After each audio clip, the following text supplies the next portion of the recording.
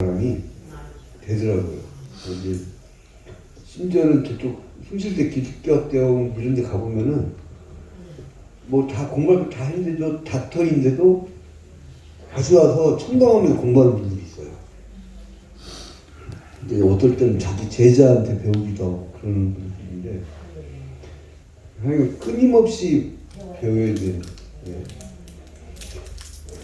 자, 이제 우리가 지난 시간에는 뭐를 했냐면 합리주의자들이 하나님은 우주적인 하나님인데 왜 그 특정한 한 가족을 택하시고 그 가족의 역사를 통해서 이 역사를 이끌었느냐. 그러니까 이것은 무엇인가 자기들 부족의 역사를 기록한 것이 아니냐, 뭐 이런 식으로 이제 주장을 한 거에 대해서 게럴드 스포스가 그것이 아니다.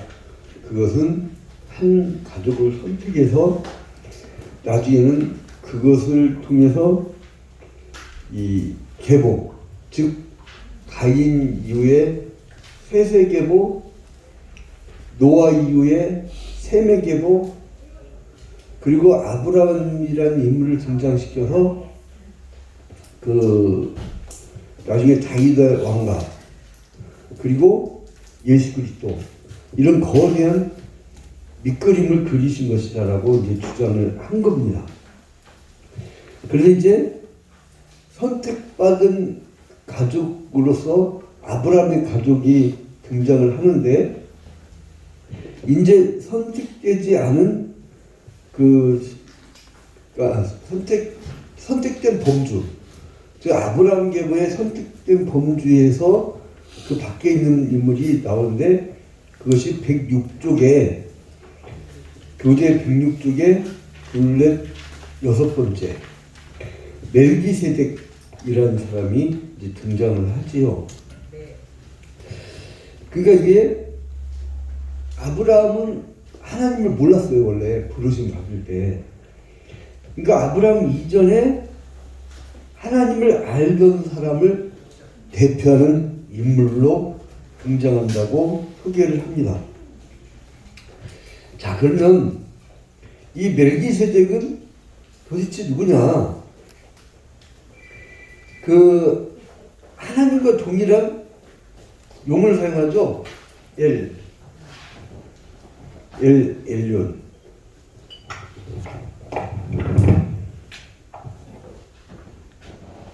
알렙, 그다음에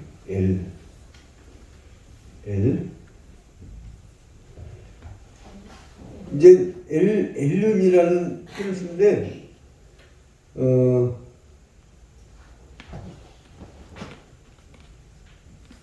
엘륜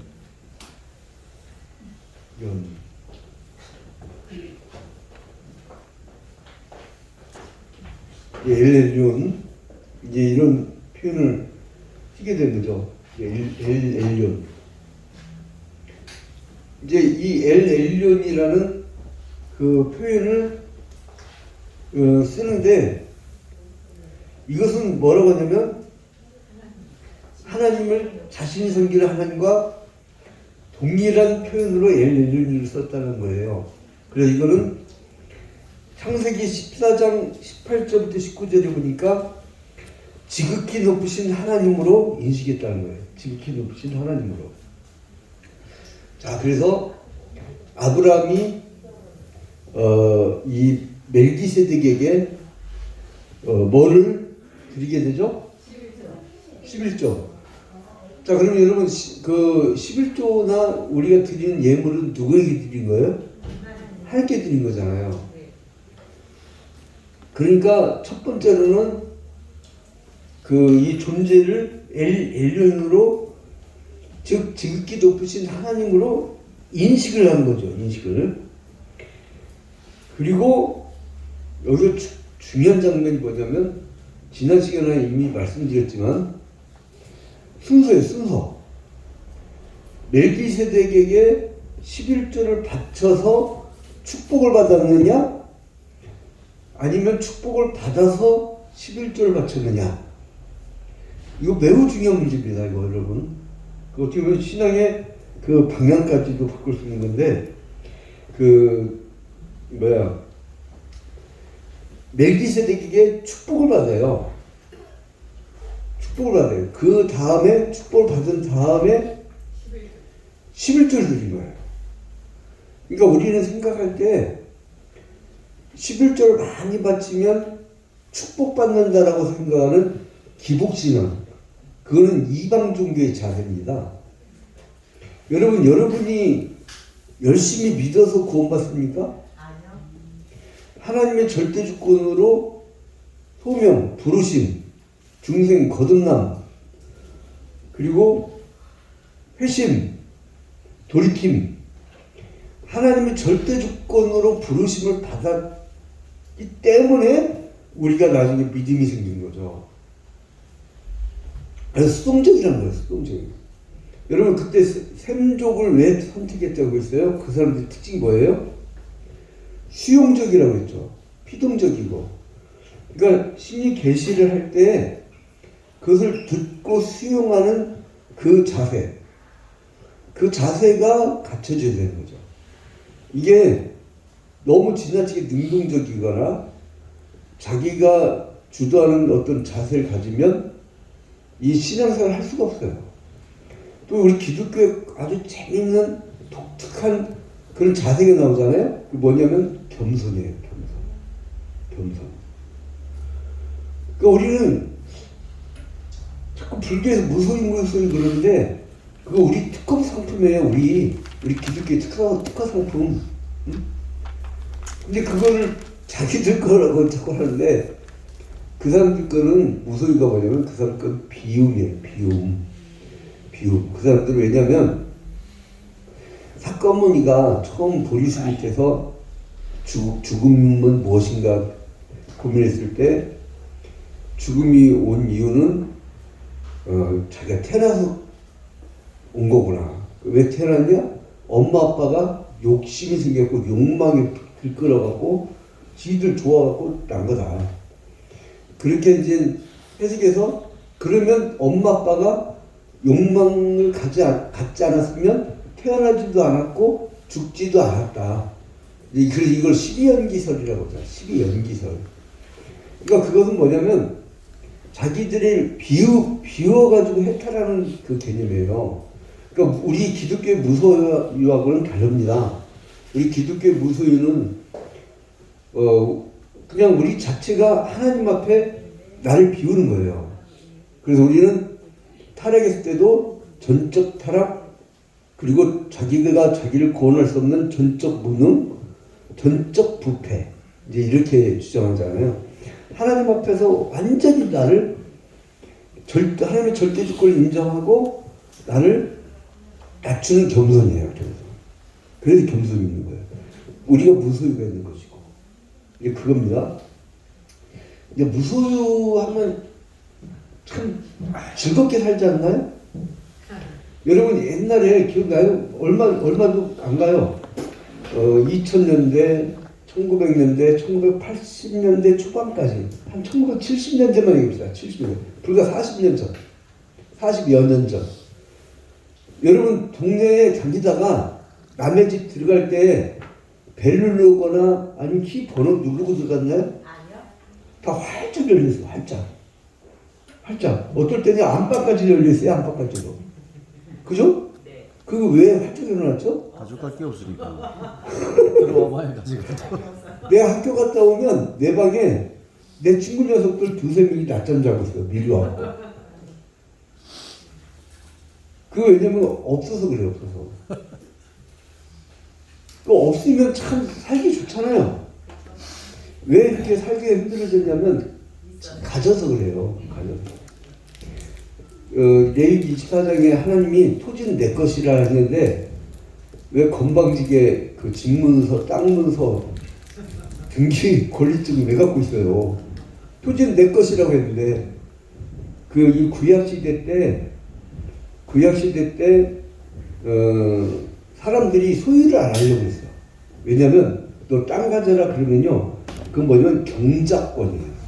경작권은 뭐냐면 여러분 100평 가진 사람이 그 100평 갖고 일하는 게 편해요? 1000평 갖고 일하는 게 편해요? 천평 갖고 하네. 꽈배기 가게, 예? 1000평에다가 꽈배기 가게 갖고 거기 그 꽈배기 다 만들어 갖고 진열장 그거 다 만들려면 하겠어요? 똑같이 가져간다면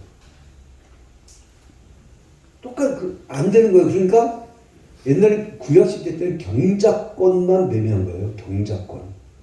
응? 기업 물자가 나오죠. 이렇게 보면 경작권. 응? 보아스가 이 친척이 나중에 내가 기업 물자가 될게요. 이러고 책임져 주잖아요. 그러면 소유권이 없는 거예요. 토지는 내 것이라. 하나님 거예요. 그러니까 어쩌면 경작권만. 그래서 땅 많이, 자, 이영림 권사님 이제 목사님이구나. 이영림 목사님, 내일부터 10,000평 경작하세요. 그러면 화를 내는 거예요. 나 100평만 주세요. 응? 요즘 사람들한테 땅 10,000평 갖지 말고 100평만 가지세요. 그러면 뭐라고 그래요? 그러니까 이 멜기세덱 앞에 서 있는 순서를 잘 보라니까요. 여기 창세기 14장에 창세기 14장에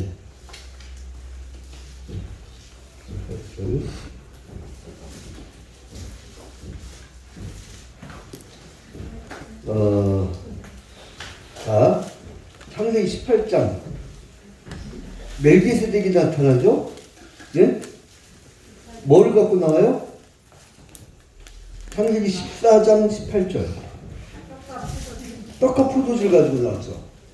여러분, 구약 성경은 예표요 그림자라고 했죠. 그러면 실체는 누구예요? 신약의? 그렇죠, 예수 그리스도. 역시 우리 회장 할 만한 자격이 있어요. 예수 그리스도. 그러니까 신약은 실체요, 실현이요, 구약은 예표요, 그림자잖아요. 구약의 피해제사는 누구를 바라보는 거예요? 예수 그리스도. 그리고 또 여기에서 살레망이 뭘 갖고 와요? 예? 떡과 포도주. 피해제사를 상징하는 것을 포도주로 상징하잖아요. 그리고 신약시대 때 왜 떡을 나누죠? 예수 그리스도의 살점. 그런 시간마다 우리가 설교한 내용이 그거잖아요. 로마 병정의 그 채찍은요, 자기네 나라 사람들한테 그냥 채찍이에요. 근데 식민지 다스릴 때는요, 채찍에다 뭘 박았냐면 동물 뼈를 박았어요. 그럼 채찍을 딱 내칠 때 그게 어떻게 돼요? 박혀요. 탁 박혀. 그럼 잡아 뜯으면 쫙 뜯기는 거예요. 그러니까 예수 그리스도께서 그냥 십자가 자리를 죽은 게 아니라 살점이 뜯겨져 나는 그 아픔, 그걸 다 견딘 거예요. 우리가 당해야 될 처형을 그렇게 당하신 거예요. 우리가 에덴 동산에서 지었던 범죄 때문에 수없이 많은 어린 양들이 우리를 대신해서 각을 떴잖아요. 각을. 여러분, 각을 떴다는 게 뭡니까? 설마 포 뜬 거야, 포. 각을 뜬 거예요. 그거 얼마나 컸겠어요, 양이.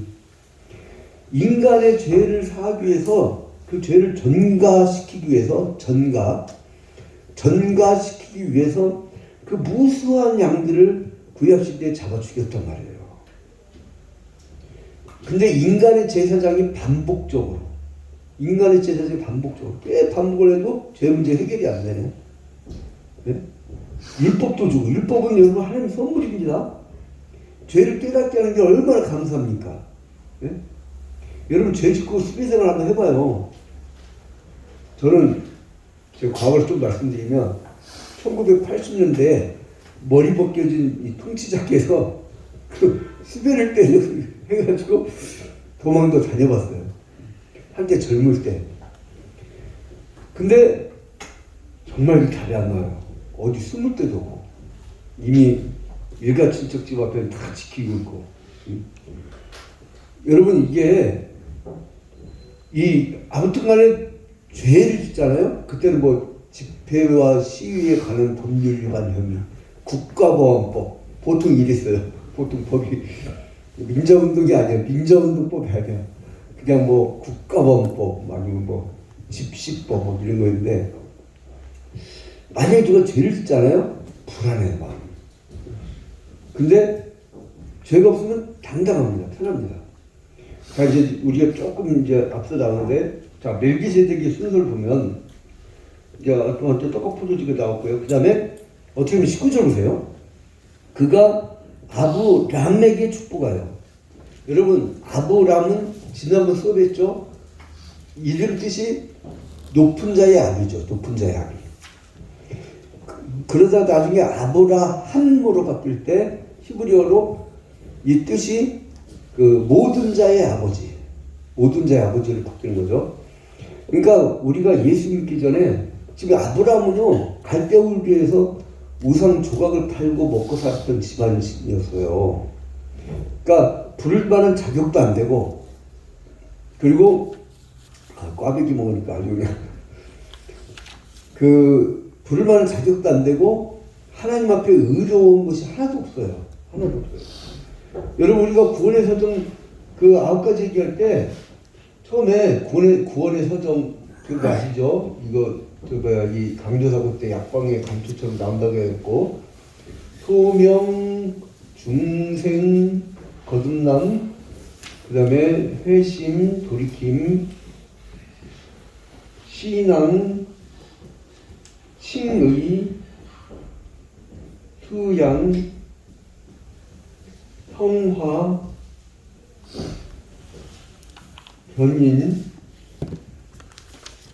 영화. 이건 꼭 순서대로 된 것도 아니에요, 사실은. 근데 아무튼 여기서 칭의. 뭐냐면 아브라함이 이렇게 부름받을 만한 자격이 있었던 게 아닌데 왜 불렀냐? 하나님의 선택이에요. 하나님의 예정이에요. 하나님이 디자인한 거예요. 그거를 나는 왜 금그릇을 했습니까? 나는 왜 은그릇을 했습니까? 나는 왜 흙그릇을 했습니까? 그래서 뭐라 합니까? 바울사도가 투기장의 마음이다. 투기장의 마음이다. 근데 여기서 아브람이라는 이름에 유념하세요. 아브라함이 아니에요. 높은 자의 아비고 아직도 우상 조각을 팔아서 먹고 사는 그런 집안이었고 하나님이 부를 만한 아무런 자격도 없었어요.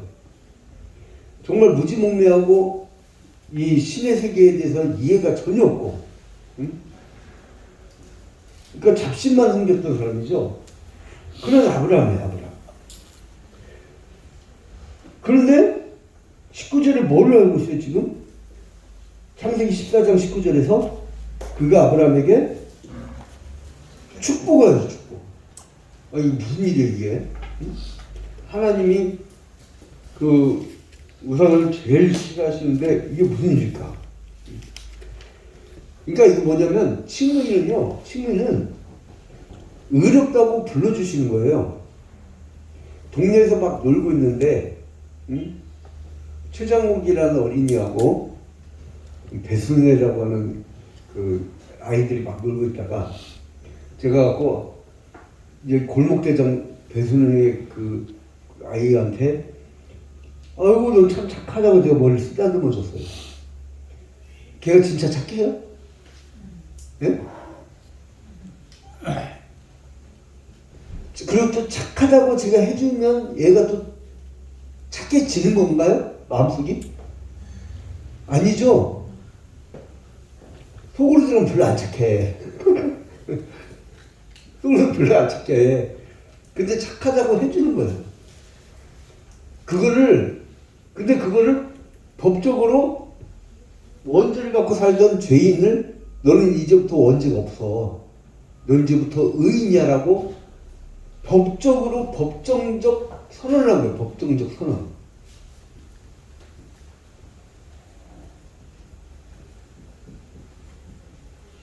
법정적 선언을 준 거예요. 그러니까 여러분은 더 이상 과거에 첫 번째 아담으로부터 내려온 원죄의 죄인이 아니고 여러분들은 법정적으로 선언이 된 사람들이에요. 의롭다 칭해준 거예요. 그러니까 지금 내가 과연 지금 이 모양으로 살아가지고 천국으로 가겠느냐, 이 말이 맞아요, 틀려요? 이충무 전사님, 우리 과거 이제 이충무 전사 대충 이제 과거가 짚혀 이제 사업도 하시고 일본에서 좀 사업도 하시고, 저도 전도사 시절에 교회 사례비를 8만 원밖에 안 줘갖고 어떻게 먹고 살아요. 그래서 제가 의료기 상사를 열었네. 근데 의료기가요 마진이 어마어마합니다. 어마어마해요. 80% 막 그렇게 남더라고요. 이게 대박 터져버렸네. 그리고 이게 돈 생기니까 사람이 전도사 생활을 소홀히 하더라고요. 그럼 저도 그때 청년기 때인데 남 모르는 뭔가가 있어요. 저도. 그러니까 저도 알아요, 그거를. 사업했던 사람들. 근데 뭔가 사람이 완벽하게 깨끗하지 않아요. 제가 그걸 압니다. 근데 뭐냐면 하나님이 의롭다 칭해주시는 거예요. 칭해주시는 거예요. 그러니까 제가 그때 30년 전, 30여 년 전 같으면 그 모양으로 살았으면 저는 과연 천국에 갈 수 있을까? 라는 고민도 했을 거예요. 그죠? 이제 그 후에 이제 다시 정신 차리고 하나님이 딱 잡는데 다시 원위치를 잡아가지고 교회당 밖을 벗어나지 못해서 지금도 어젯밤도 교회당 안에서 잤어요. 교회당 안에서 지금 반세기 이상을 교회당 안에서만 살아가지고 교회당 벗어나면 뭔가 막 이 알레르기 반응이죠, 저도. 그러니까 하여간 교인들 왜 막 수요 기도에다 뭐하다 막 자꾸 끌어들이냐면, 새벽 기도에도 자꾸 왜 그러냐면 교회당에다 모아놔야 돼. 안 돼요. 세상 밖에 안 돼요. 가인의 기부 안 되잖아. 결국 야발유발 두발간 봐봐요. 막 전부 다 뽐내고 도시문화 그냥 막 딴 따라가 나오고 막 이러잖아요. 응? 이 막 노는 문화. 그래서 결국은 하나님께 예배하는 곳으로 자꾸 인도를 해서 자꾸 채워야 되는 거예요. 그래서 저도 잠깐 세상 밖 구경을 한 1년 정도 잠깐 해봤는데 나가면 안 좋아요. 그게 세상은 소돔과 고모라입니다. 소돔과 고모라. 자, 그런데 여기서 중요한 게 뭐냐면 그 자격이 안 되는 아브라함에게 축복을 해요. 이거 이해가 안 가잖아요. 우상 조각 해먹고 살던 아브라함이 되기 전이에요. 근데 축복해요. 그 사람들이 따집니다. 아니 저렇게 예수 믿어갖고 저 사람 과연 천국에 갈 수 있을까? 왜 저런 사람은 하나님은 교회에다가 직분자를 세워가지고 안수집사를 장로에 권사를 했는데 이거 뭐 저래갖고 저 사람 천국 가겠어요? 라고 말을 하지만 그러나 중요한 게 있습니다. 하나님이 의롭다고 칭해주면서 법정적으로 선언해버린 거예요. 그러니까 더 이상 우리는 아담의 원죄로부터 첫 번째 아담의 지금 범죄로부터 우리는 완전히 벗어난 거예요. 그러면 왜 그러면 우린 죄 짓고 사느냐? 여러분 구원파들이 처음에 와서 질문한 게 있습니다. 교인들한테 잘 좀 지도를 하셔야 돼요. 뭐냐면 당신은 죄인입니까? 의인입니까? 이렇게 물어봐. 응? 그때는 내가 남들 모르는데 넌들 나를 알겠느냐? 아니 그러고 놓고 뭐라냐면 나중에 자기가 변한 정확한 날짜를 안다는 거예요. 이상한 논리를 펴 막. 근데 하나님이 의롭다 칭해준 거지. 하나님이 의롭다 칭해준 거지. 우리 배순이 참 착한 학생이야 이렇게 했단 말이에요. 근데 진짜 착해요? 와 자신. 이충근 전사님 참 착해요. 아유, 아이고. 죄인입니다. 그거를 할배는 기독교 강요에서 뭐라고 하냐면요. 그 기독교 강요에서 제가 이 말 듣고 막 전율을 이 말을 읽고 한 30년 전에 전율을 느꼈어요. 이거 지금 이걸 한 두 번째 완독을 했었는데 많이 보내 시간이 없어. 이게 기독교 강요, 기독교 강요 죄송합니다. 이걸 5탈자라고.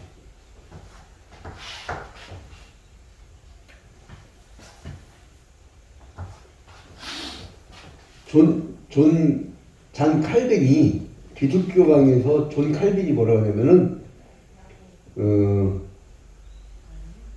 원칙상 의인이나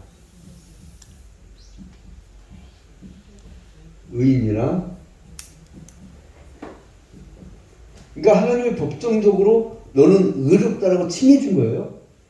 그러나 실제상 죄입니다. 나 이 표현을 잊지 못해요. 실제상 죄입니다.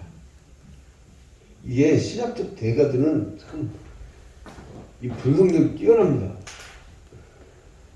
그러니까 원칙상 아우 착해 그러면 착한 사람이 된 거예요. 그런데 속으로는 죄성이 있는 거예요. 죄성이 있는 거예요. 그래서 예수 믿는 사람이 그 모양 그 꼴로 살아도 뻔뻔할 수가 있다. 응? 아니 그 고민 안 돼요, 여러분? 저는 심각했었어요. 저는 너무 심각. 청년기 때 얼마나 당황했냐면 이거 지금 이렇게 갖고는 나는 절대 천국 못 간다. 무서운 거예요. 그러니까 바울 사도가 자기가 평생 가르치고 나만 천국 못 가고 버림받을까 봐. 바울도 그러겠어요. 바울도. 결국은 바울이 딱 내린 결론이 로마서 1장 16절부터 18절에 오직 의인은 믿음으로 말미암아 살리라. 나를 십자가에서 건져주신 예수를 믿기만 하면 구원받는다는 그 단순한 논리를 만들어낸 거예요. 그런데 거기서 해결된 거죠. 그래서 난 예수 믿으니까. 그래서 나의 죄와 여러분 구약시대 때는 나의 죄를 어디에다 전가시켰어요? 어린 양. 근데 신약시대는 나의 죄를 어디에다 전가시켜요? 예수 그리스도 십자가. 그러면 이 예수 그리스도는 원래 누구였어요? 하나님의 본체시고 하나님과 동등되셨고 그 동등됨을 취하지 아니하시고 종의 형체를 가져 사람이 됐잖아요. 그래서 그리스도의 이성이라고 하잖아요. 신성과 인성. 그 이성을 갖고 그 신인분이 인간이 된 거예요. 인간으로서 죽어주는데 자 이제 다시 월등을 가서 그래서 아브라함에게 축복하여 그럼 이제 말이 되는 거죠 이제 그죠? 우상숭배하는 그 상을 조각해서 팔아먹든 뭐를 하든 하나님을 부르기 나름이란 거예요. 그러니까 우리가 여러분 다른 사람이 예수를 영접하고 믿음 생활을 하는 거에 대해서 간섭하지 마요. 하나님이 이 모양으로도 부르고 저 모양으로도 부르고 여러분 그리고요 이게 깡패들은요 깡패가 전도돼야 돼. 그래야 그 사람 전도할 줄 알아요. 그 사람들은 또 부흥이 잘해요. 부흥에. 왜냐하면 살아있는 얘기죠. 살아있는 얘기. 중고등학교 때 누가 안 놀아봤어요? 다 놀아봤지.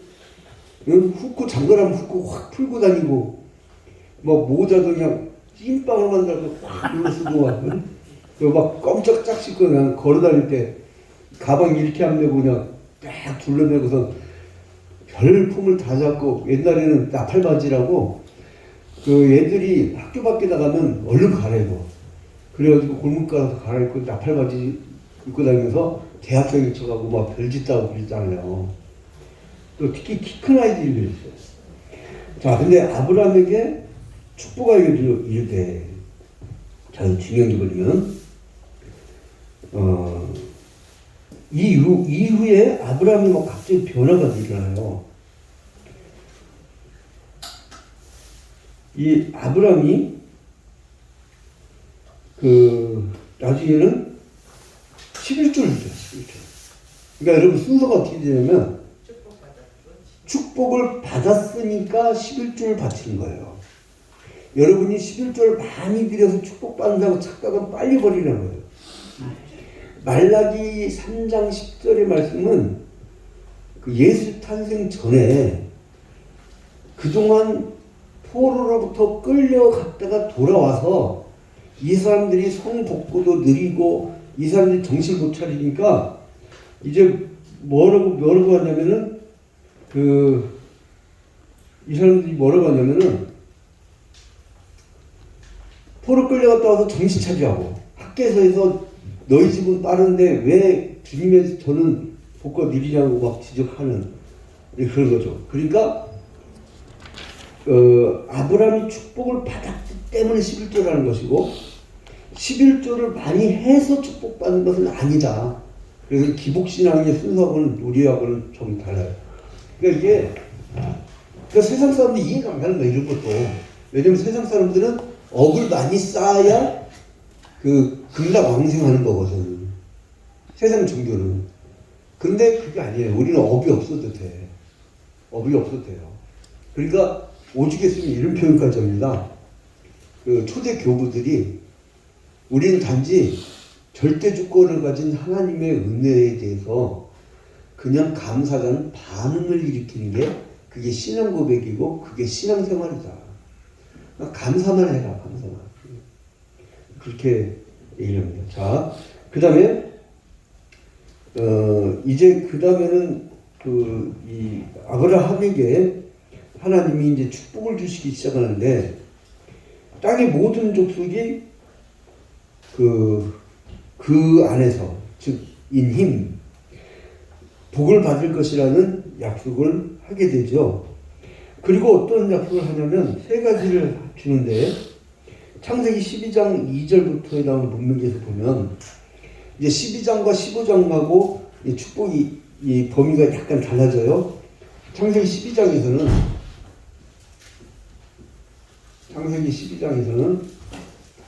첫 번째로 이제 여러분 교재 107쪽의 중간을 보면 첫 번째로 너는 복의 근원이 될지라. 너는 복의 근원이 될지라. 이제 복의 근원이 될지라. 그 다음 이제 둘째로는 너를 축복하는 자는 내가 복을 내리고 너를 저주하는 자에게는 내가 저주하는 자. 두 번째로는 너를 축복하는 자에게는 내가 복을 내리고 그 다음에 너를 저주하는 자는 저주를 받을 것이라. 근데 이 아브라함의 그 축복이 과연 신약 시대를 사는 나한테도 이어지는 것인가? 나는 유대인도 아니고, 그리고 나는 셈족도 아니고, 과연 나한테 이어질 만한 구석이 없는데 왜 나에게 이런 성경책을 주셨을까? 그건 뭐냐면 바울이 아주 간단한 답을 주죠. 구약시대 내내 기다렸던 메시아 대망 사상을 갖고 메시아를 기다렸던 사람들은 구약의 히브리어로 메시아가 구원자잖아요. 신약시대에 그 헬라어로는 신약 성경이 헬라어로 쓰여졌잖아요. 헬라어는 크리스토스, 즉 그리스도가 구원자잖아요. 근데 그 구원자가 오면서 구약시대 내내 기다렸던 메시아 대망상을 가졌던 혈통적 유대인들이란 말도 사실 정확치 않아요. 왜냐하면 유대인이란 말은요, 이 사람들이 포로로 끌려갔다가 돌아온 이후예요. 유대인이라는 표현이 없었어요. 예전에 히브리인이었지, 히브리인. 응? 그리고 이 사람들이 아무튼 간에 메시아를 내내 기다리는데 메시아가 왔을 때 못 알아봤어. 그죠? 헤롯 왕하고 오히려 헤롯 왕하고 성문 밖의 사람들, 동방 박사들, 그 철약을 하던 불쌍한 목동들, 전혀 뜻밖의 사람들이 발견했잖아요, 오히려. 근데 못 알아본 것뿐만이 아니라 율법의 이름으로 죽여버렸어요, 예수님. 지들이 기다렸던 메시아를 죽여버렸어요. 그래서 그 바울 사도가 정확하게 표현하는 용어가 뭐냐면 가지치기를 당했다. 가지치기를 당했다. 이 아브라함으로부터 내려왔던, 여러분들에게 설명했었죠? 이제 아담 이후에 세세계보로 이어져 오고, 세세계보에서 노아의 재창조랑 마찬가지죠. 다 죽여버렸으니까. 노아 이후에 셈의 계보에서 이제 아브라함을 이렇게 이어져 오잖아요. 그리고 쭉 이어져 오는 아브라함, 다윗왕과 이렇게 이어져 내려오는 계보가 예수 그리스도 이후부터는 그 전사를 가지치기 당했다는 거예요. 가지치기. 그러니까 저희 지금 이스라엘 땅에 살고 있는 유대인들은 가지치기 당한 거예요. 우리 라인이 아니야. 줄 잘못 써서. 딱 끊어진 거예요. 근데 우리 보고 이방인 보고 뭐라냐면 접붙임을 해요. 접붙임. 그래서 이 아브라함의 축복이 우리한테 이어져 오는 거예요. 그러니까 뭐예요? 우리 백회장님을 축복하면 그 사람 뭐 받아요? 복 받아요. 집에 가서 딱 얘기하세요. 나를 축복해라. 네. 그리고 나를 저주하면 저주야. 이 원리가 그대로 이어집니다. 이 원리가 그대로 이어져요. 그런데 아니 내가 여러분들 너무 공격적이지 마요. 난 우리 한국식 기독교인들 보면 무서워. 여기 사탄이 무서운 게 아니라 한국 그리스도인들 만나면, 그러니까 저는 한국식 토착식 교인이라고 저는 표현을 좀 구분해야 되니까, 참된 그리스도인과 한국의 토테미즘, 샤머니즘이 약간 섞여 있는 신자들, 그분들 만나면 비신자보다 더 무섭다니까. 유대인들 같은 막 호전적이어갖고 그 근처만 가도 목사도 무서워 죽겠어. 목사도. 목사도 무서운데 일반 사람들은 얼마나 무섭겠어요. 그러니까 여러분 이거는 협박용이 아니라 그냥 그렇게 되는 거예요. 네? 노력 좀 하지 마세요. 노력 좀. 그냥 날 축복해 주니까 하나님이 복을 주셨고, 날 저주하니까 꼬소리 여기서 이게 중요한 거라 이게. 주에 좀 건들면 너 저주받는다고 이러지 마시고, 그거는 우리가 쓰는 게 아니라 이거 누가 쓴 거예요? 하나님이 말씀하시는 거예요. 우리 말할 자격이 있어요, 없어요? 입 벌리지 마요. 무서워 죽겠어. 자, 그 다음에 세 번째는 뭐냐? 마지막으로 모든 족속이 너를 인하여 복을 거둘 것이야. 세 번째로 모든 족속이, 여기 중요합니다. 너를 인하여 복을 받을 것이다. 자, 여러분, 이미 아브라함 때에 모든 족속이 일어나왔어요. 그럼 과연 예수께서 이 땅에 오셨을 때에 혈통적 유대인들을 강조했던 바리새인, 사두개인, 서기관들, 그들과는 상관이 없어요. 자, 벌써 모든 족속이 나왔어요. 아브라함 때. 모든 족속은 뭐예요? 혈통적 유대인이 아닌 모든 땅끝의 사람들까지 바라보는 거예요. 그럼 뭐예요? 이 아담 때에 하나님이 창세기 2장 17절에 선악을 알게 한다는 시간 따먹고 하는 행위언약이라고 했죠. 행위언약. 이미 공부한 거예요.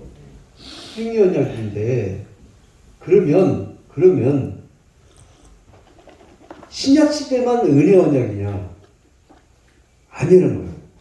이미 아브라함 때도 은혜 언약이 있었다. 구약 안에 은혜 언약, 구약 안에 예수 그리스도, 모든 게 다 예수 그리스도를 예표하고 있잖아요. 그래서 행위 언약과 그리고 은혜 언약, 이 성경을 이렇게 맥을 짚으면서 공부하면요 너무 재밌어요. 꿀송이보다 더 달아. 근데 꿀송이보다 더 달짝지근한 성경을 주셨는데, 하여간 사명감을 갖고 남을 졸게 하거나 사명감을 갖고 재미 더럽게 없게 만드는 건, 그거는 은사 중에 특별 은사예요. 재미없게 할 수가 없어요. 그게 왜 그러냐면 여러분, 제가 그 이유를 알려드릴게요. 목회자로 가까이 갈수록, 아니 목사가 될수록 뭔가 슈퍼맨이 되고 싶어요. 아니 자기는 아무것도 아닌 자기 도구예요. 하나님 말씀을 전하는 도구예요. 왜 예화를 왜 뒤지는 줄 알아요? 설교를 멋들어지게 하고 싶은 거야. 복음을 전달해 주는 게 아니고, 전달해 주는 종이 아니고 슈퍼맨이 되고 싶은 거야. 슈퍼스타, 인기 연예인이 되고 싶은 거야. 그러니까 막 자꾸 가미가 되는 거예요. 다 빼. 그걸 다 섞어가지고 그렇게 힘들어요. 설교 준비가 왜 힘듭니까? 이미 나와 있는 성경이, 그리고 제가 그랬잖아요. 히브리어 헬라가 제일 쉬운 언어라고. 왜냐면 뭐예요? 죽은 게 사어. 그러니까 이미 딱 굳어진 언어예요. 더 이상 발전이 없어요. 이미 딱 끝났잖아요. 그러니까 이미 굳어진 성경을 그 말씀을 그대로 전달만 하면 되는 거예요. 근데 이게 원래 꿀송이처럼 달아요. 여러분이 왜 지금 여기 이 게럴드 보스가 좀 속상한 거면, 지금 벌써 여러분 이게 도대 3분의 1 나갔는데, 3분의 1 나갔는데도 아직도 창세기야. 그러니까 내가 왜 이런가 했더니, 이제 뒤로 가면 막 그냥 왕조들은요 슉 넘어가 버려. 슉 넘어가요. 예를 들어 남유다 막 르호보암부터 해갖고 아사왕 막 이렇게 쭉 이어진다는 그 계보들 그냥 슉 넘어가 버려요. 왕도 필요 없나 봐. 여기 게랄드 보스는 대통령 당선되는 것도 관심이 없나 봐. 응? 근데 그게 왜 그런가 했더니, 구원의 역사가 이 행위 언약에서 은혜 언약으로 넘어가는, 그래서 하나님 은혜 없이 살 수 없다고 하는 거예요. 그리고 나중에, 그러니까 이거는 은혜 언약은 결국 뭐예요? 예수 그리스도의 은혜 언약이잖아요. 그 다음에 나중에 이것이 구속의 언약. 구속의 언약. 구속의 언약은 뭐예요? 우리가 구원받아서 영원 천국 가는 미래에 대한. 이거는 과거. 우리 지금 예수 그리스도와 신비적 연합을 하고 있잖아요. 예수 그리스도는 십자가에 달려 죽으시고 사흘 만에 다시 태어나셨다가 40일 있다가 승천에 올라가 버리셨어요. 그럼 우리랑 도대체 무슨 관계예요?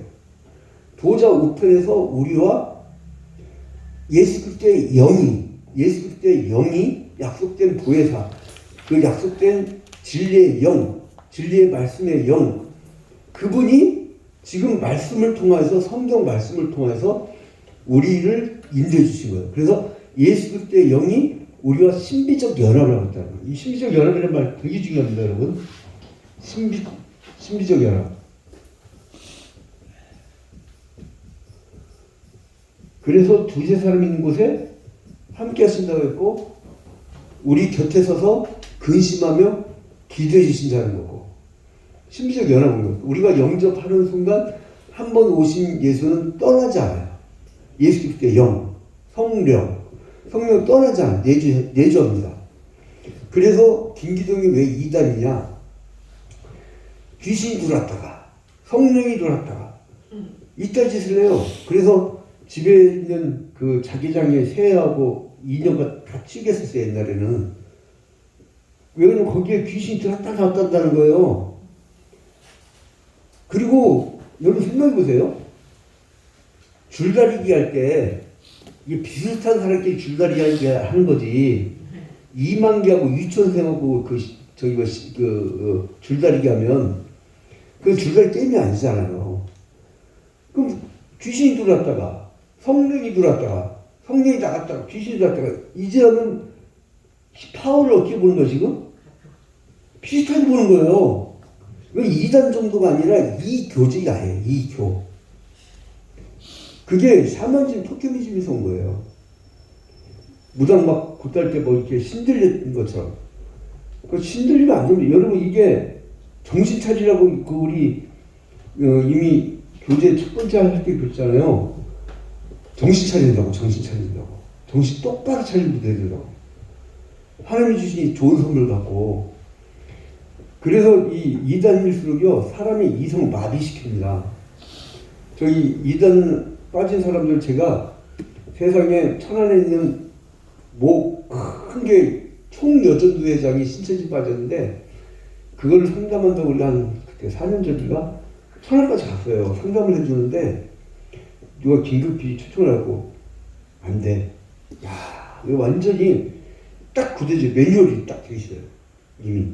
그리고 교인들 모르게 이미 공부를 다 했더라고. 근데 이게 딱 매뉴얼 굳어졌어요. 사람 로봇으로 만들어요. 이성을 마비시킵니다. 그러니까 정신 똑바로 차리게 믿어야지. 그러니까 그건 이제 나중에 막 교토를 한참 가면 안 되니까. 그래서 세 번째로는 모든 족속이 너를 인해서 복을 받는다니까. 모든 족속. 여기서부터 벌써 은혜 언약이 묻어나기 시작한다는 거죠. 자, 그 다음에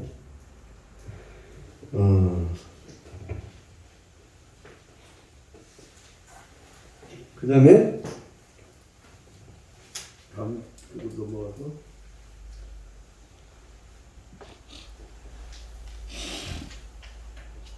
이제 아까 그것도 가지치기하고 젖붙임도 말씀을 드렸고 이제 그 내용이요. 제가 아까 가지치기 젖붙임 내용이 108쪽 두 번째 문단 그러나에서부터 이제 그 2번까지 그 내용이거든요. 젖붙임과 가지치기. 이거 한번 누가 한번 읽어주세요. 106쪽에 그러나 선택의 형태는 이유군요. 네, 108쪽. 누가 한번 읽어주세요. 제가 읽어요? 108쪽? 네. 그러나부터. 그러나, 예. 그러나 선택의 형태는 또한 하나님이 작정에서의 항구적인 양상도 포함하고 있음을 잊어서는 안 된다. 물론 이것이 오늘날 적용될 때는 구약 시대와는 다른 원칙을 가지게 되지만 말이다. 개인에 관한 한 하나님이 구원하시는 은혜는 언제나 개개인을 다 구별하는 원칙을 나타내고 있다. 족장 시대나 오늘이나 선택된 하나님의 백성이 있는 것이다. 바울은 이에 대해서도 깊이 이식하고 있었다. 우리는 바울이 로마서에서 서로 모순되게 설명한 것 같은 인상을 받을 수 있다. 한편에는 유대인과 이방인에 대하여 우주적인 원칙을 주장하고 이를 족장 시대로부터 증명해 놓고서 또 한편으로는 유대인 상호 간의 차이를 선언하고 있기 때문이다. 즉 아브라함이 자손이라고 다 하나님이 자녀요 약속이 자녀는 아니라는 것이다. 그러나 선택의 원리는 국가에 대해서는 폐기되었을지라도 개인에 대해서는 유효한 것임을 기억해야 한다. 그리고 국가적 특권에 관한 한 그 목적이 성취되었으므로 잠정적으로는 폐기되었으나 국가적 선택 약속이 어떤 최종적인 성취가 미래에 남아있는 것 또한 기억해야 할 것이다. 이스라엘은 그 민족이 자격으로서 장차 언젠가 하나님이 구원하시는 은혜를 받을 것이다. 예. 그러니까 게랄드 보스가 지금 얘기하고 있는 게 뭐냐면 이 아브라함 계보가 쭉 이어져 오다가 이제 혈통적인 거죠. 그 혈통적인 그 유대인의 역사가 쭉 이어져 오다가 아브라함의 후손이라고 다 아브라함의 후손이 아니다. 그래서 이제 이 계보가 나오는데 마태복음 1장의 족보는 누구로부터 시작해요? 아브라함부터 시작합니다. 아브라함. 그 이유는 뭐냐면 마태복음은 유대인들을 대상으로 쓴 거예요. 그러니까 니들 조상은 아브라함부터 시작된 거고, 누가복음에 나오는 족보는 누가복음의 그 대상은 누구냐면 이방인들이에요. 이방인들. 그래서 아담까지 올라가죠. 계보가, 족보가. 그리고 아담이 하나님까지 올라가요. 근데 그렇게 마태복음에 나오는 그 혈통의 아브라함의 후손들, 그 혈통의 아브라함의 후손이 다 아브라함의 후손이 아니다. 다 아니고 이제 어디서부터 갈라지느냐?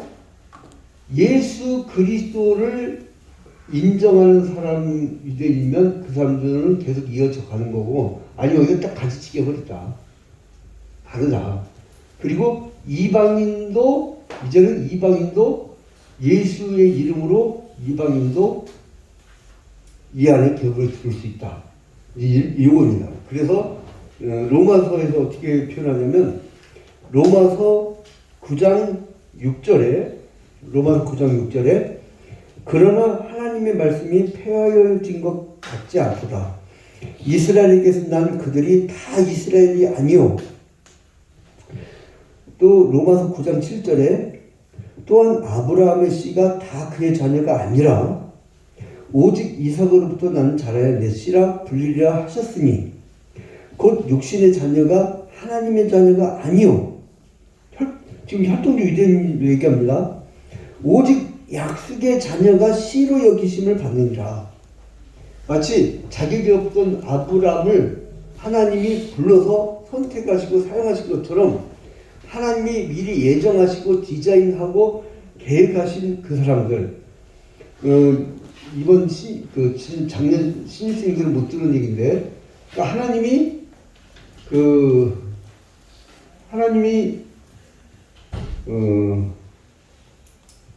하나님은 사역할 때 계획하시고 창조하시고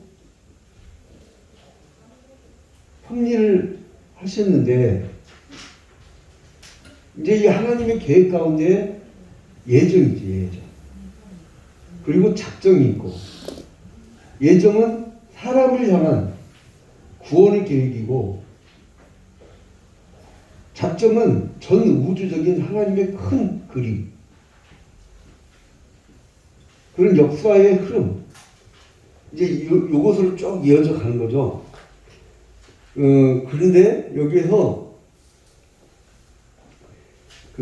그러니까 로마서 9장 8절로 이제 넘어오면은 곧 육신의 자녀가 하나님의 자녀가 아니요 오직 약속의 자녀가 씨로 여기심을 받느니라. 약속의 말씀은 이것이니 명령 이때에 내가 이르리니 사라에게 아들이 있으리라 하십니다. 자, 그런데 그러니까 이제 하나님이 이런 예수 그리스도까지 바라보는 그 계통에서 아브라함, 이삭이라는 그림을 그렸어요. 예? 근데 인간은 나이는 점점 들어가고 하나님은 자기 본분으로부터 씨를 안 주고 씨가 급해갖고 이스마엘을 낳았잖아요. 이스마엘은 하나님이 낳은 거예요? 지가 급해서 낳은 거예요? 남자들이 급해.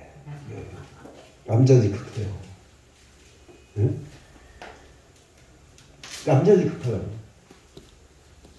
그리고 이스마엘을 낳은 거예요. 그러나 하나님은 결국 쫓아내서라도 이삭을 주시는데 그것도 깎아내. 응? 최정우 사장님, 만약에 하나님이 죽라고 기도했는데 응답을 100살까지만 기다려라. 그러면 쓰겄어요? 안 쓰겄어요? 응? 100살까지 응답이 없는 거야. 아들이란 응답이 없는 거예요. 그러니까 뭐냐면 내가 급한 거지 하나님이 급한 게 아니에요. 하나님이 하시기 전에 내가 설쳐서 문제야. 하나님은 하셔요. 100살에 주셨어. 100살에. 응? 100살에 이게 가능합니까? 지금 여기 혹시 연세 80 넘으신 분 없죠? 여기 있을 리가 없고 눈 침침해갖고. 근데 100살에 아들 낳았다면 이거 아마 신문 헤드라인 뉴스로 나갈 거예요. 100살에. 응? 응답을 100살에 주셨다니까. 그러니까 여러분, 기도는 내 응답, 내 욕심, 내가 원하는 시간, 내가 원하는 분량, 내가 원하는 목표, 이거를 부탁하는 게 아니고 하나님의 시간에 하나님의 때에 하나님이 일하시는 것을 내가 어떻게 도와드릴까요? 그러면 세상 편합니다. 그잖아요. 네? 저쪽 농어촌에서 할머니들 10명 앉혀놓고 목회하든, 도시 또 신도시에 용케 또 딱 그 시기가 맞아갖고 한 5,000명, 10,000명 데리고 목회하든, 하나님의 일을 위해서 내가 맞춰지는 목회를 하면 편해요. 아, 나를 여기 자재 배치를 하셨구나. 응? 또 이상해. 그 10명도 안 되는 할머니들 내 자중질환이 일어나갖고 그 교회 막 내부 조정한다고 막 그 이 목사들이 골몰 썩어요. 교인 10명도 싸우대. 저쪽 강릉에서는 20명 된 조그만 교회 있어요. 건축하다가요. 그것도 바닥 평수가 30평밖에 안 돼. 그 혼자서도 지을 수 있어요. 근데 조그만 걸 짓다가요 2층 올리다가 말았어. 왠 줄 알아요? 교회 내부에 싸움이 일어나고. 응? 그러니까 이게 이 작은 데나 큰 데나 중요한 건 여러분, 큰 교회라고 해서 문제가 없는 것도 아니고 작은 교회는 문제가 없는 것도 아니고 다 사람이 있는 거야. 근데 자재 배치를 어디서 받았느냐. 혹시 전방에 GP로 떨어졌는데 기분 뭐 나쁘냐고. 그죠? 또 우리 친형은 완전 신의 아들이었지만 국방부 행정병으로 들어갔네. 이등병이. 매주 토요일마다 집에 오니까 어머니가 너 이제 그만 좀 나오라고. 그러니까 이게 자재 배치 그렇게 받은 걸 어떻게 해요? 응? 그와 마찬가지입니다. 그러니까 우리가 역사를 바르는 것도 그런데, 자, 그러면 이제 다음으로는, 그러면 이런 은사, 하나님이 주시는 그런 계획은 어떻게 이루어져 가느냐. 이거를 기가 막히게 표현을 합니다. 109쪽에 보면, 6째 줄에 계시 종교의 점진적 성격이라고 합니다. 계시 종교. 하나님이 이걸 계시하신 거잖아요. 이것이 어느 날 갑자기 딱 이루어진 게 아니라 점진적으로 이루어진 거예요. 점진적으로. 그러니까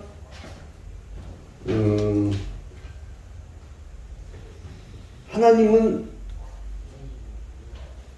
종살이 시키려고 하는 계획이 있었고, 430년 후에 아브라함으로부터 430년 후에 모세를 통하여서 이제 가나안 땅으로 가는 그런 발걸음.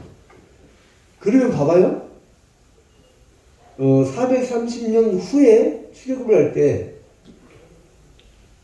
종살이 하던 사람들이 야, 이거 힘들어 죽겠다. 이거 뭔 일이냐. 난 왜 이렇게 인생 팔자가 이렇게 기구할까.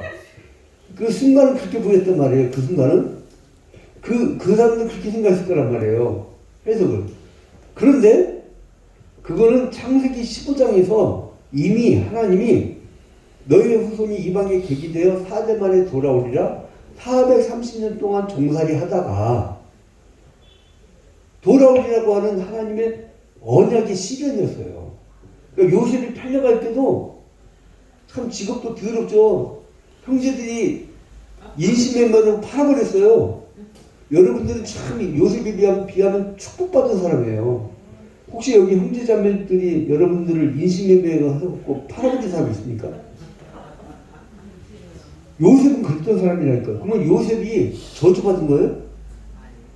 하나님이 창세기 15장에서 아브라함에게 약속하셨던 그 내용이 실현되는 과정이었던 거예요. 그러니까 내가 망하고 내가 쫄딱망하고 내가 망가지고 내가 바닥치는 것도 어떨 때는 하나님이 뜻을 실현시키는 과정일 수가 있어요. 근데 그게 힘들다고 막 짜증내고 그냥 집어 던지고 그냥 후라이팬으로 남편 머리끈 내리치고 막 사람이 그러면은 어떻게 돼요? 하나님이 자기를 이끌어가는 어떤 신의 과정인데 그걸 원망해갖고 여러분 출애굽을 해갖고 가나안 땅에 못 들어간 사람들 광해 죽은 사람들 뭐 때문에 죽었어요? 그거예요. 다른 거 아니에요. 원망불평해갖고 하나님은 그 광야길을 걷게 해서 가게 하는 게 하나님의 뜻이었어요. 우리 지금 인생 광야길입니다. 어떤 사람은 여러분 광야길 참 생각해봐요. 여러분 광야길에 대기업이 있어요? 서울대 있어요? 서울대? 광야길은요 딱 한 가지예요. 저는 다 실직자. 네? 저는 다 무학력자. 그잖아요. 인생 광야길을 거치는 거예요. 거치는 거. 그거 갖고 나는 이걸 못했네, 나는 저걸 못했네. 기억도 안 해. 기억도. 여러분 내가 딱 하나만 말씀드릴까요? 지금 여기 우리가 밟고 있는 땅 200년 전 누가 살았어요? 안 살았어요? 살았잖아요. 네? 이거 살았잖아요. 이 땅을 밟고 사는 누가 사는지 알아요? 마찬가지예요. 우리 100년, 200년 지나가면 아무도 기억 안 해줘요. 근데 그 기억도 안 해줄 걸 가지고 왜 집사를 하고 목숨 걸고 응? 집값 올리려고 목숨 걸고 이분 집값을 왜 올려? 그리고 막 땅 투기하려고 막 목숨 걸고 별짓들 다 해요. 별짓들. 나는 불쌍해 죽겠어. 그거 뭐 부럽습니까 여러분? 아, 불쌍해. 안 불쌍해요? 인생은 내가 살아야 될 영원한 나라가 있잖아요. 다섯 유영모 선생 기독교 철학자가 얘기했듯이 니들은 이 땅에서 오직 이것만 생각하지, 응? 뭐 집 사고 이제 뭐 땅 사고 그런데 이게 아니야. 주라에 살 것 같지만 무주라에 산단다. 하나 보시죠. 무주라에 산다. 이거 뭐예요? 우리가 갈 나라는 거저하는 것이 없는 무주예요. 무주. 그 얘기예요. 그 사람. 그러니까 기가 막히죠. 천국을 얘기하는데 주라에 살 것 같지만 무주라에 산다. 이 한마디에 그 사람이 기독교 철학자인 걸 사람들이 아는 거예요. 그 한마디에. 우리가 좀 이렇게 멋들어지니까 이게 좀 뭐가 있어야 되지 않아요? 응? 내가 그 분당의 모 교회를 방문해갈 때 기겁을 했네. 식사를 같이 하던 옆에 권사님들이 야 이번에 평당 5천만 원 올랐는데 야 웃기지 마 나 7천 올랐어요. 아주 막 짜증이 나갖고 그러더니 뭐라는데 거기다 왜 그걸 붙여. 야 너는 하나님 특별히 사랑하시나 봐. 야 정말 그때는 막 이게 끌어가지고 듣다가 내 교회 이름 혹시 궁금한 분 있으면 내가 이따 교회 이름 살짝 얘기해 줄게. 몇 층까지 얘기해 줄게. 식당 몇 층. 아 진짜 이거는 아니다 싶더라고요. 기독교의 복음의 핵심이 뭐예요? 십자가와 부활이잖아요. 그것만 전하면 돼요. 아파트 값하고는 아무 관계 없어요. 여러분 200년 전 사람을 기억을 못하는데 우리 최정욱 그 사장님 최장욱 학생의 고조부 할아버지 아버지 이름이 뭐예요? 자기 조상 이름도 모르는 거예요 원래. 그 고조부가 얼마나 속설해야겠어요. 그죠? 몰라. 나도 몰라요. 나도 몰라. 근데 그거를 가지고 뭐가 가치 있다고 막 그냥 그거 갖추려고 그냥 막 여기 뭐 이게 뭐 물방울 하나가 뭐 5억짜리 10억짜리 그거 다 의미 없는 거예요. 다 의미 없는 거. 이 정도 자신 있게 그 의미 없는 짓 못하냐고 딱 설교할 줄 알아야죠. 그렇게 전해낼 줄 알아야죠. 그리고 스스로가 그 지도 한번 돼보고 그래야 만나의 은혜가 있고 일용할 양식을 주옵시고 데일리 브레드 매일같이 주시는 하나님이 주시는 엘리야에게 그 까마귀가 물과 고기를 갖다 주던 그 무엇 하나님이 이끌어가시는 삶의 무엇 그게 무엇이거든 무엇 그리스도의 무엇이 그거예요. 세상 사람들은 그걸 보고 싶어요. 그걸 보고 싶어요. 그런데요 이렇게만 설교하고 딱 말았는데 설교하고 돌아왔는데 저한테 전화 왔어. 그 목사님이. 양 목사 헌금이 갑자기 많이 늘었어 보여요. 왜 그랬더니 이 세상에 뭐가 흥이 없냐니까 사람들이 거기 다 충격을 받았고 다 내려놓고 하나님께 막 바치기 시작하는데 놀라운 역사가 일어나고 있다는 거예요. 저는 11조를 많이 드려서 축복받는다는 착각하지 말라고 했거든. 설교가. 11조를 많이 바쳐서 축복받는 착각하지 말라고 설교했는데 더 늘었디야. 이게 그리스도의 무엇이에요? 헌신과 희생과 봉사와 그 십자가의 삶은 즐겁게 지고 갈 수가 있어요. 왜냐? 하나님의 이 거대한 행위 언약으로 도저히 안 됐던 우리를 은혜 언약으로 구속의 언약으로 이끌어가는 그 맥을 쫙 짚어가고 또 셋을 통해서 노알처럼 샘을 통해서 들어오는 이 그리스도의 이 맥 속에 내가 있다라는 거. 저 팀에 있는 거 우리가 팀. 우리가 몸이 떨어져 있지만은 뭐 이승엽전 사모님들 누구든 간에 떨어져 있지만 뭐예요? 우리는 완팀이야. 완팀인데 잠시 자대했지만 달라. 그래서 전 세계 그리스도의 교회는 하나의 교회예요. 하나의 교회. 우리는 그냥 지역만 달리 이렇게 움직이다 뿐이지 하나야 하나. 그래서 여러분 서로 위로해주고 서로 격려해주고 누가 힘들면 누가 농어촌 내려가서 정말 막 힘들게 지내면 도심교회에서 그냥 이 헌금의 절반을 퍼다 그냥 싹 줘버리고 이제 그만 지어도 돼 이제. 이제 그래서 우리가 완팀 팀워크 전 세계 그리스도는 하나의 그리스도. 그러니까 이 맥이 중요한 거죠. 이게 하나의 맥이 이게 교회예요. 이게 교회인데 우리는 어느덧 내 지역에 내 구멍가게 교회 그 건물 안에 있는 사람만 지키려고. 그러니까 사람들이 봉사 그러면 뭘 생각하면 교회 와갖고 강단 꽃꽂이 장의자 짰고 대걸레질하고 이걸로 이게 갇혀 있는 거라. 사고가 전체 예수 그리스도의 구속사적 맥을 잡고 전체적인 내가 어떤 사역을 어디 가나 어떤 사역을 해야 되는가는 비전이 아니라 내 건물 안에다 가둬놔버려 자꾸. 왜냐면 떠나면 뭐가 떠난다고 생각하면 11조가 떠난다고 생각해요. 응?